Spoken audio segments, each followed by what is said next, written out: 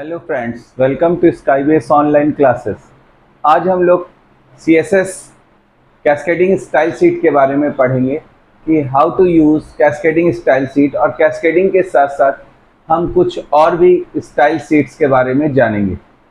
तो देखिए, style sheets क्या होता है। स्टाइल शीट्स का मतलब होता है वेब पेज डिज़ाइन करते वक्त हम कोई ऐसा ग्रुप तैयार करें जिस ग्रुप के अंदर फॉर्मेटिंग स्टाइल का कलेक्शन बनाएं और उस कलेक्शन को हम पेज के अंदर किसी भी हिस्से में अप्लाई कर सकें। तो टोटल 4 स्टाइल शीट्स होती हैं, जैसे including style sheet, embedding style sheet, cascading and linking style sheet, external style sheet. तो ये सारी स्टाइल शीट्स होती हैं जिनमें हम एक एक करके अप्लाई करेंगे कि सबसे ज़्यादा कौन सी यूज़ होती है। सबसे ज़्यादा एम्बेड स्टाइल शीट यूज़ होती है। पहली जो आपको मैंने बताई थी इंक्लूडिंग स्टाइल शीट, उसके बाद दूसरी एम्बेडिंग स्टाइल शीट। तो एम्बेडिंग स्टाइल शीट का यूज़ सबसे ज़्यादा होता है। तो हम पहले आपको चारों स्टाइल शीट्स के नाम लिख के दे दे रहे हैं।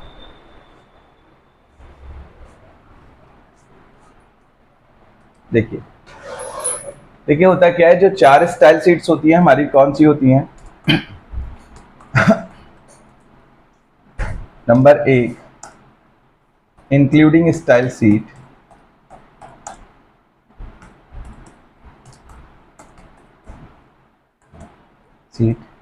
Number 2 embedding style sheet,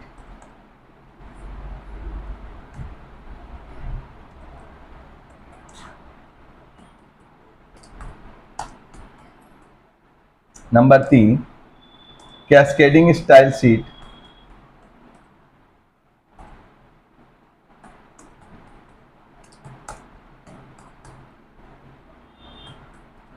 number 4 linking and external style sheet and external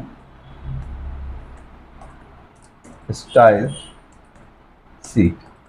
चलिए, तो अभी हम लोग एक एक स्टाइल शीट्स के बारे में जानते हैं। सबसे पहले आता है इंक्लूडिंग स्टाइल शीट।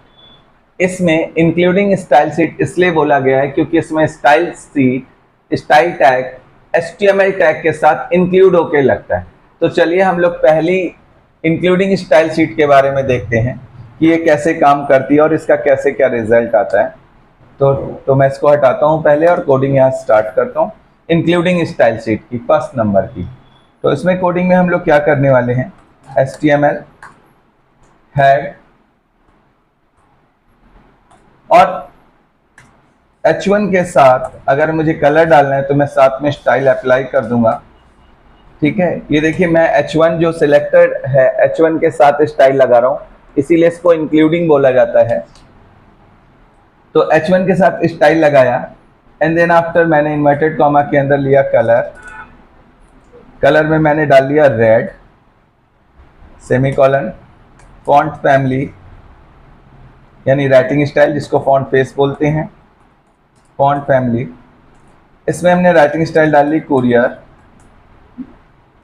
और इन्वर्टेड कॉमा बंद कर दिया और ये टैग बंद कर दिया। इसके बाद हमने इसमें लिखा स्काईबेस कंप्यूटर, तो ये हेडिंग थी स्काईबेस कंप्यूटर और H1 को क्लोज कर दिया। देन आफ्टर मैंने हेड को बंद किया। अब मैं बॉडी में जाऊंगा, बॉडी के अंदर मैं पैराग्राफ लूंगा और P के साथ स्टाइल टैग का यूज करूंगा। Style equal to inverted comma के अंदर मान लीजिए मुझे पैराग्राफ पे भी डालना है, मैंने कलर ले लिया, कलर मैंने ले लिया ग्रीन, फॉन्ट फैमिली,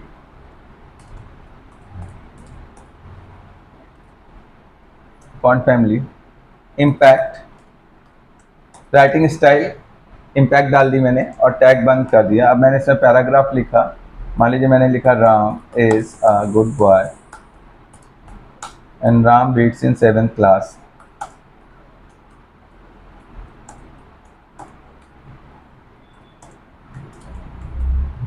तो एंड P क्लोज करूंगा मैं and then after body close करूंगा and then after HTML close करूंगा।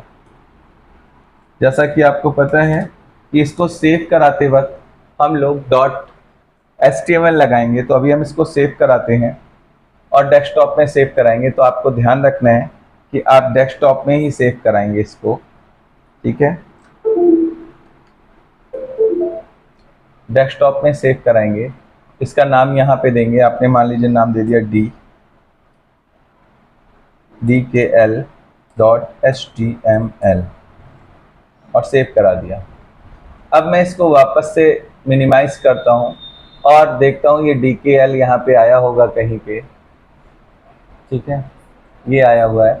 इसको मैं खोलता हूँ, ठीक है, आप कहीं भी खोल सकते हैं। देखिए कलर भी आ रहा है, स्टाइल भी आ रही है।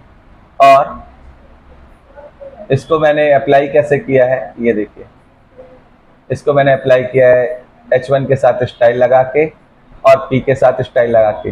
याद रखिए जब भी H1 P HTML टैग के साथ स्टाइल टैग लगा होता है तो इसको हम लोग बोलते हैं इंक्लूडिंग स्टाइल शीट, ठीक है। तो इंक्लूडिंग स्टाइल शीट थी है। अब हम आते हैं एम्बेडिंग में। Embedding style sheet second style sheet थी, एम्बेडिंग स्टाइल शीट। तो अब हम लोग सेकेंड नंबर पढ़ने जा रहे हैं, ठीक है। मैं ऐसे कुछ मैटर लिखता हूँ और मैं पैराग्राफ बंद करता हूँ।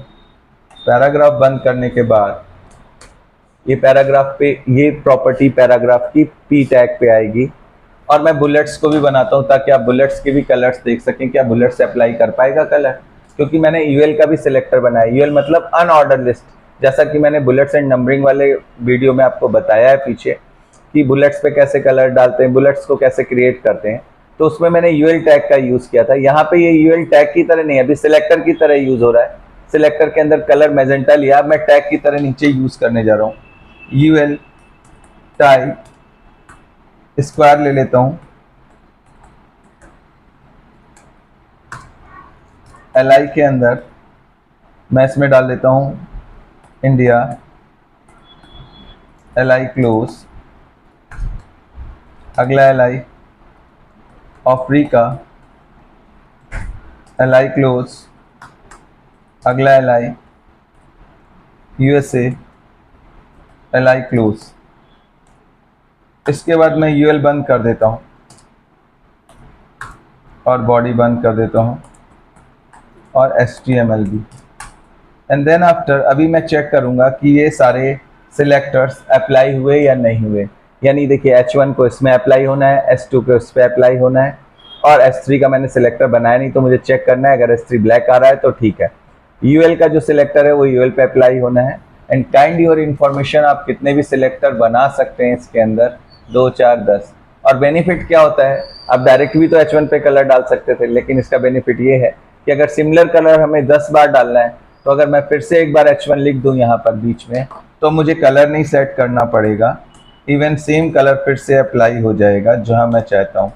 जैसे H1 मैटर मैंने बदल दिया, इस बार मैंने कर दिया इसमें Ritesh is very good person, ऐसे डाल दिया मैंने और H1 कर दिया। अब मैं इसको सेव करा लेता हूँ और इसके बाद मैं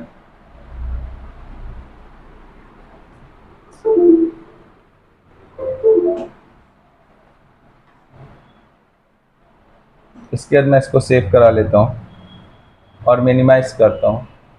और जैसे ही मैं इसका प्रीव्यू देखूँगा, ये मेरी फाइल यहाँ पे होगी कहीं, मैंने फाइल का क्या नाम दिया था देखता हूँ, DKL। तो वी हैव टू DKL,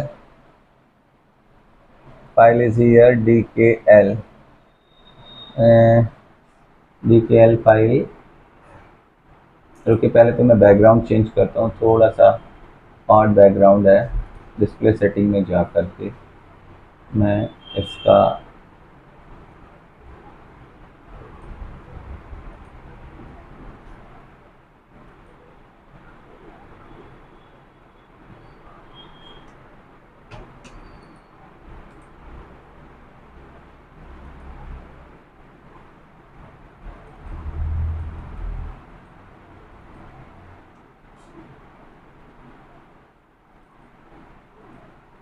ठीक है। अब मैं DKL ढूंढता हूँ, उसमें कहाँ पे है DKL, ये पड़ा हुआ है। देखिए मैं निकाल के बाहर लाता हूँ, ये कोने में पड़ा हुआ था DKL फाइल थी हमारी। हमने इसको खोला और देखिए जैसा कि मैंने बताया जो जिसकी प्रॉपर्टी थी, जैसे देखिए ऊपर सबसे पहले H1 जिस पे रेड कलर सेट किया था, S2 जिस पे ब्लू, S3 पे मैंने कोई कलर नहीं लिया था तो ब्लैक आ रहा है।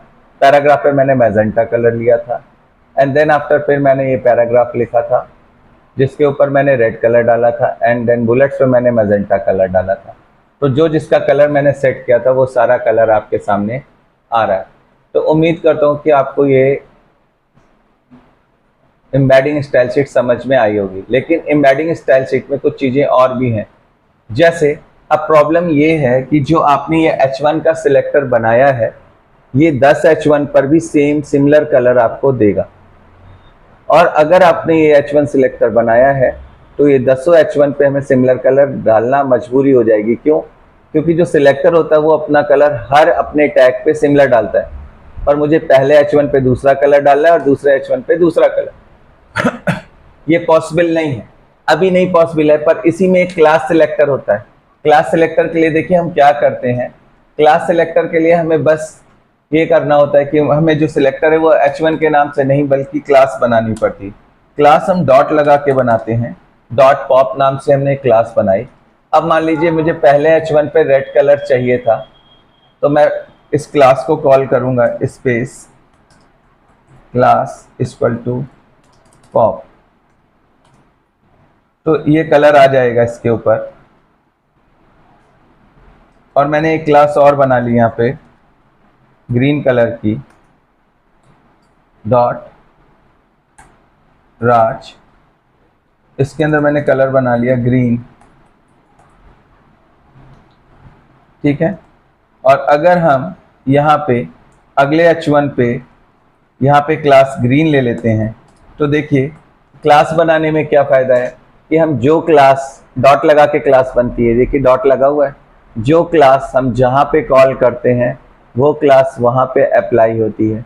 देखिए मैं सेकंड वाले में क्लास राज कॉल कर रहा हूँ, तो राज का कलर जैसा भी होगा वो अप्लाई होगा।